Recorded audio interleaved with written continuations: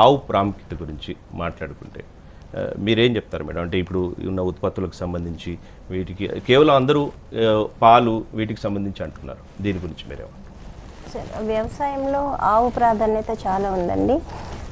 ఆవు లేని పాడి పంట అన్నారు మన పెద్దలందరూ. ఆవు లేనిదే అసలు వ్యవసాయమే లేదు. రాను రాను ఏమైందంటే ఆవుని దూరం చేసుకున్న తర్వాత భూమి మీద చాలా రకాలైనటువంటి కెమికల్స్ చల్లడం. సో దాన్ని 50 సంవత్సరాలుగా చూసుకుంటే మనం భూమి మీద అంత విషయమే ఉంది. భూమిలో కావాల్సినటువంటి మినరల్స్ కానివ్వండి, సూక్ష్మ పోషకాలు ఏవి ఉండటం లేదు.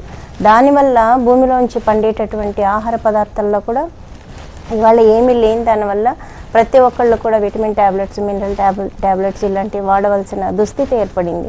సో ఇదంతా కూడా ఎందుకు జరిగిందంటే ఆవుని దూరం చేసుకోవటం వల్లనే జరిగింది.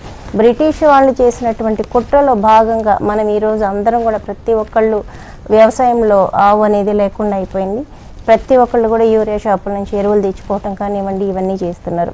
అలా కాకుండా భూమి మీద గోవు నుంచి వచ్చే మన దేశవాళీ ఆవు నుంచి వచ్చే పంచగవ్యాలు ఏవైతే ఉన్నాయో వాటిని ఉపయోగించుకొని వ్యవసాయం చేసినట్లయితే మన 5 రకాల పంచభూతాలు అలాగే మానవుని ఆరోగ్యం కూడా మెరుగుపడుతుందండి. ఇవాళ అది ఎవరికి తెలియటం లేదు. ఏదో వ్యవసాయం చేస్తున్నాం, కడుపు నింపుకుంటున్నాం అనుకుంటున్నారు కానీ ఒక ఆరోగ్యమైన ఆహారం తినటం లేదు. వ్యవసాయంలో ప్రధానంగా గోవు లేనిదే వ్యవసాయమే లేదు అసలు. మనం చిన్నప్పుడంతా కూడా ప్రతి ఒక్కళ్ళు పాడి పంట అని పాడి ఉంటేనే పంటలు పండించేవాళ్ళు. ఇవాళ దూరం అయిపోయాం, మనం గోవుకి దూరం అయిపోయాం. ఈరోజు ముఖ్యంగా సంక్రాంతి పండుగలో మనకి కనుమ రోజు పశువులకి అంటే గోవులకి వాటికి మనము కృతజ్ఞత తెలిపే రోజు ఈరోజు. ఎందుకు అనంటే మనకి అది చేస్తున్న సేవలకు కానివ్వండి వాటికి మనం ఈరోజు పశువులు పూజించుకొని కృతజ్ఞత భావం తెలిపే రోజు ఈరోజు.